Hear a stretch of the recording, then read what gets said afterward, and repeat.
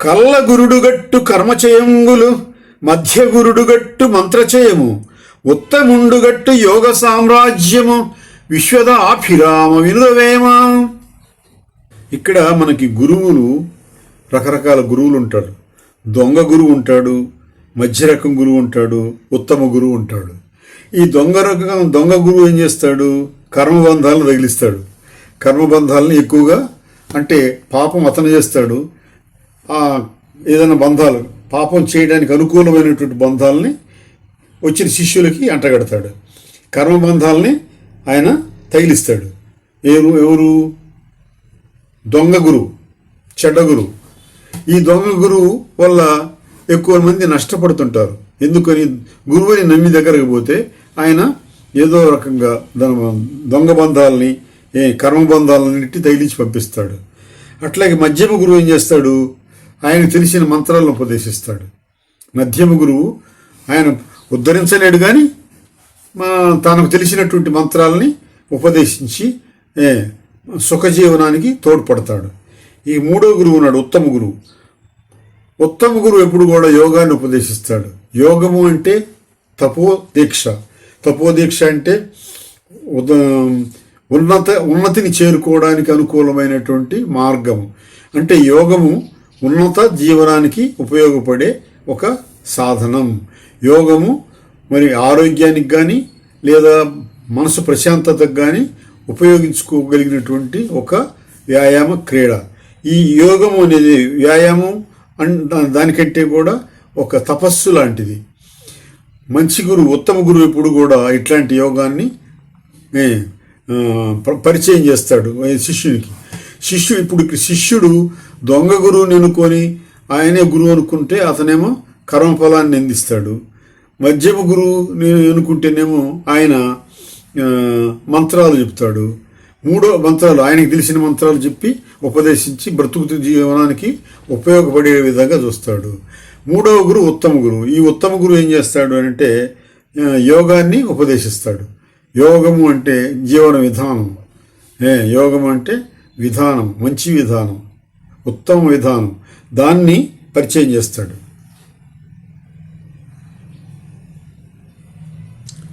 యోగ సామ్రాజ్యము అంటే యోగ ఆసనాలు కానివ్వండి, అది ఆరోగ్యానికి ఉపయోగపడుతుంది, సంపాదనకు ఉపయోగపడుతుంది, మానసిక ప్రశాంతతకు ఉపయోగపడుతుంది యోగం. అట్లాగే దైవ పూజకు ఉపయోగపడుతుంది. అంటే యోగం వల్ల మరి మేలు పొందడానికి అవకాశం ఎక్కువగా ఉండేటువంటి విధానాన్ని ఉత్తమ గురువు బోధిస్తాడు. కళ్ళ నిజములెల్ల గరళ కంఠుడెరుగు నీరు పల్ల మెరుగు నిజముగాను తల్లి తానెరుగును తనైను జన్మంబు విశ్వదాభిరామ వినురవేమ. సహజంగా పరమాత్ముడికి ఏది మంచి ఏది చెడు తెలిసి ఉంటుంది. కల్లా నిజము, ఏది నిజము ఏది అబద్ధం, ఏది సత్యం ఏది అసత్యం, ఈ రెండింటినీ పరమాత్ముడు తెలుసుకున్నట్లుగా ఇతరులు తెలుసుకోలేరు. అది నీరు ఉంటే నీరు ఎప్పుడు కూడా పల్లం వైపు ప్రవహిస్తుంటుంది. పల్లం అంటే లోతట్టుని, అంటే ఒక ఎత్తు ప్రదేశం నుండి ఎత్తు తక్కువ ప్రదేశానికి, లోతు ప్రదేశానికి ప్రవహిస్తుంటుంది. కాబట్టి దాన్ని పల్లం అంటారు. నీరు ఎప్పుడు కూడా ఎత్తు ప్రదేశం నుండి పల్లానికి ప్రవహిస్తుంటుంది. అట్లాగే మరి తల్లి తానెరుగుని తనయుని జన్మంబు. తల్లి తనయుడి తన కొడుకు యొక్క జీవరహస్యాన్ని పుట్టుక రహస్యాన్ని తల్లి తెలుస్తుంది. ఎందుకు తెలుస్తుంది? తల్లి తానెరుగును తనయుని జన్మంబు. జన్మం అంటే అతను ఎట్ట పుట్టాడనేది తల్లికి మాత్రం తెలుస్తుంది. ఎందువల్ల? తల్లి ఎవరితో సంసారం చేసిందో, ఎవరితో అతన్ని కన్నదో తల్లికి తెలుస్తుంది, తండ్రికి తెలియదు. ఒక రకంగా తల్లికి అతన్ని ఎవరితో కన్నది, లేకపోతే ఎట్లా కన్నది, మరి ఏదైనా మాయోపాయంతో ఎవరైనా మోసం చేశారా, లేకపోతే తనకిష్టమై వేరే అతనితో కనాలనుకుని కన్నదా, ఏదైనా సరే ఆ కుమారుని పుట్టుక రహస్యాన్ని తల్లికి ఒక్కదానికి తెలుస్తుంది. కుమారుని పుట్టుక రహస్యం తల్లికి మాత్రమే తెలుస్తుంది. కాబట్టి ఇప్పుడు సత్యం అసత్యం అనేది పరమాత్ముడికి తెలిస్తే నీరు ఎటు పల్లానికి ప్రవహిస్తుంది. ఇక్కడ మరి తల్లికి కొడుకు యొక్క పుట్టుక రహస్యం తెలుస్తుంది. కళ్ళలాడువా అని గ్రామకర్త ఎరుగు, సత్యమాడువా అని స్వామి ఎరుగు, పెక్కు తిండిపోతు పెండ్లామెరుంగురా విశ్వదాభిరామ వినురవేమ.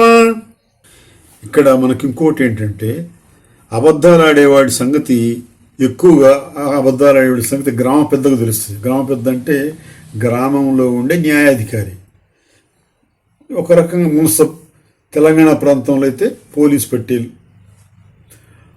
అక్కడ ఆంధ్ర ప్రాంతంలో మున్సబ్, దాన్ని గ్రామాధికారి అంటారు. గ్రామంలో ఉండే న్యాయాధికారి అయిన మున్సబ్. ఇది మరి అబద్ధం చెప్పేవాడు, గ్రామంలో అబద్ధం చెప్పేవాళ్ళు ఎవరు, నిజం చెప్పేవాడు, సత్యం ఎవరు చెబుతారో అబద్ధం ఎవరు చెబుతారో అతను సులభంగా గుర్తుపడతాడు. అబద్ధం చెప్పేవాడిని గ్రామాధికారి గుర్తుపెట్టినట్టు ఎవరు గుర్తుపట్టలేరు. ఎందుకని? అతనికి అందరికి మనస్తత్వాలు తెలుస్తూ, అందరి గుణగణాలు తెలుస్తూ, ఎవరెట్లా ప్రవర్తిస్తారో ఆ మునసబుకు తెలుస్తుంది కాబట్టి, ఆ గ్రామాధికారికి తెలుస్తుంది కాబట్టి అతను సులభంగా గుర్తుపడతాడు. అట్లాగే అది గుర్తించి తగిన విధంగా శిక్షిస్తాడు. అంటే అతను ఏ స్థాయి అబద్ధం ఆడగలడు, ఏ స్థాయిలో అతను ప్రవర్తించగలడు, అసత్యం ఆడగలడు, ఏ స్థాయిలో అసత్యం ఆడి తప్పించుకోగలడు, ఇవన్నీ కూడా గ్రామాధికారికి తెలిసినట్టు ఎవరికి తెలియవు. అట్లనే ఇంకోటి ఏంటంటే, సత్యం చెప్పేవాడి సంగతి దేవుడికి తెలుస్తుంది. సత్యం మాత్రం చెబుతాడు, అసలు అబద్ధం ఆడు, అసత్యం చెప్పడు. అటు ఒక మనిషి, కొంతమంది మనుషులు అట్లా బ్రతుకుతారు, సత్యమే చెప్తారు ఇన్ని కష్టాలు వచ్చినా. అటువంటి వాళ్ళ గురించి దేవుడికి తెలుస్తుంది. దేవుడు ఏం చేస్తాడు? వాళ్ళకి తగిన ప్రతిఫలాన్ని ఇస్తాడు. అంటే సత్యం చెప్పేవాడు ఎట్లా బ్రతకాలి, అతనికి ఎట్లా ఉపయోగపడుతుందో ఆ పద్ధతిలో దేవుడు ప్రయోజనం చేకూరుస్తాడు. అట్లాగే పెక్కు తిండిపోతు, ఇప్పుడు ఎక్కువగా తినేవాడు ఉంటాడు, ఆ తినేవాడికి సంగతి భార్యకే తెలుస్తుంది. అందుకని ఆమె చక్కగా వాడికి తగినంత భోజనం పెడుతుంది. తగినంత భోజనం ఎప్పుడు పెడుతుంది? అతను ఎంత తినగలడో తెలిస్తే కదా. అతను ఎంత తిండిపోతో తెలిస్తే భార్యకి తెలుసు కాబట్టి అంత పెడుతుంది. అదే అతను ఇతరుల ఇండ్లకు వెళ్ళినప్పుడు ఆ తిండి సంగతి తెలియదు కాబట్టి అతను ఇబ్బంది పడతాడు. అదే ఇంట్లో అనుకో, భార్యకి తెలుసు అతను ఎంత తిండిపోతో, కాబట్టి ఆ తిండిపోతుతనానికి తగ్గట్టుగా, అతని ఆకలి తీరే విధానానికి తగ్గట్టుగా, అతని ఆకలి తీర్చడానికి అనుకూలంగా కావలసినంత పెడుతుంది భార్య. అంటే భర్త యొక్క తిండిపోతుతనాన్ని భార్య గుర్తించగలదు అని అర్థం. కాని వానితోడ కలసి మెలుగుచున్న కానివా ఆనివలెన కాంతురవని తాడి క్రింద పాలు త్రాగిన చందమవు విశ్వదాభిరామ వినురవేమ. మనం నీచుడితో కలిసి తిరిగితే నీచుడుగానే అందరూ భావిస్తారు, లేదా సత్యవంతుడితో కలిసి తిరిగితే సత్యవంతుడు అనుకుంటారు. ధర్మాత్ముడితో తిరిగితే ఇతను కూడా ధర్మాత్ముడే అయి ఉంటాడు అని అనుకుంటారు. పరోపకారితో కలిసి తిరిగితే ఇతనికి కూడా పరోపకారి అయి ఉంటాడు, అతనితో ఉన్నాడు కదా అనుకుంటారు. అంటే ఇక్కడ మనం తిరిగేటప్పుడు ఎవరి వెంట తిరుగుతున్నాము అనేది చూసుకోవాలి.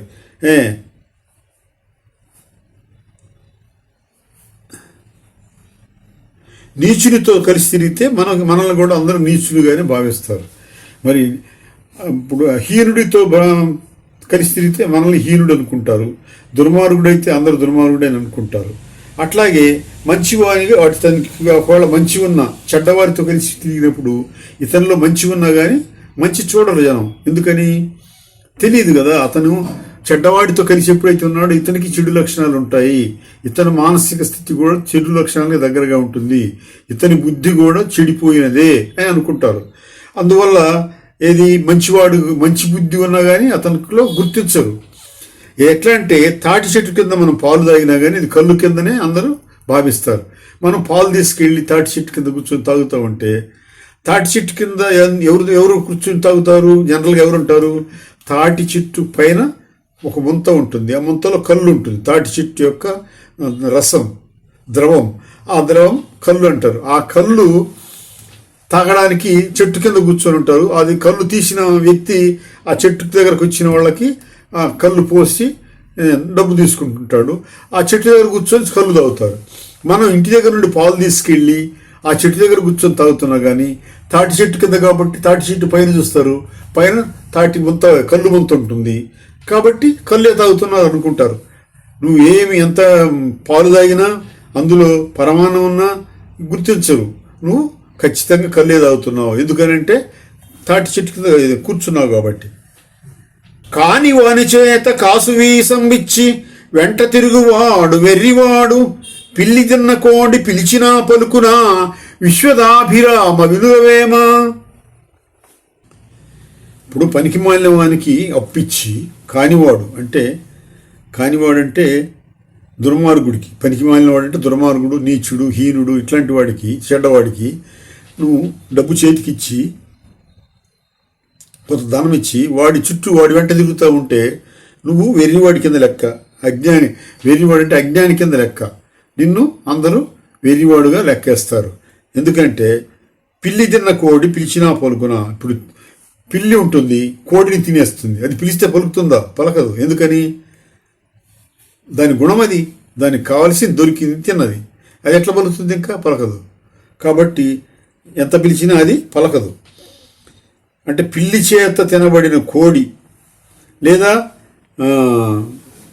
పిల్లి చేత తినబడిన కోడి పలకదు, కోడిని తిన్న పిల్లి పలకదు. మనం కోడిని పిలిస్తే కోడి పలకదు, పిల్లిని పిలిచినా పిల్లి పలకదు. సహజంగా పిల్లి తిన్న కోడి పిలిచినా పలుకునా అంటే పిల్లి చేత తినబడిన కోడి అని. అప్పుడు పిలిస్తే పలుకుతుందా? ఎక్కడో దాని పొట్టలో ఉంటుంది, పిల్లి పొట్టలో ఉంటుంది. లేదా మరి పిల్లిని పిలుస్తాం అనుకో, కోడిని తిన రహస్యం బయటకు వస్తుంది కదా. కోడి అనేది ఒక ఆసామి, ఒక రైతు, ఒక గృహస్థు పిల్లిని కోడిని సమానంగా పెంచుకుంటున్నాడు అనుకో, పిల్లి దొంగతనంగా కోడిని తింటుంది. పిల్లిని పిలుస్తాడు ఎవరు? గృహస్థు. అది పలకదు. ఎందుకు పలకదు అంటే రహస్యం తెలుస్తుందేమో అని పలకదు. అట్లానే ఈ కోడి అయినా అంతే, దాని పొట్టలో కూర్చున్న కోడి దాన్ని పిల్లి తినగా పొట్టలో పోతుంది, అది ఇంకెక్కడ పలుకుతుంది? పలకదు. కాబట్టి ఈ పిల్లి తిన్న కోడి ఎట్లయితే పలకదో అట్లా పనికి మాలిన వాడికి, ఒక మూర్ఖుడికి, ఒక హీనుడికి, ఒక నీచుడికి డబ్బు ఇచ్చి అతను చుట్టూ తిరిగితే ఆ తిరిగేవాడు వెర్రివాడు. అది ఆ డబ్బు రాదు, ఆ డబ్బు తిరిగి రాదు. కాబట్టి ఇచ్చి వాడి వెంట తిరిగేవాడు వెర్రివాడు. అతనికి అట్లా తిరగడం వల్ల డబ్బు తిరిగి రాదు. ఎన్నాళ్ళు తిరిగిన డబ్బు అయితే తిరిగి రాదు.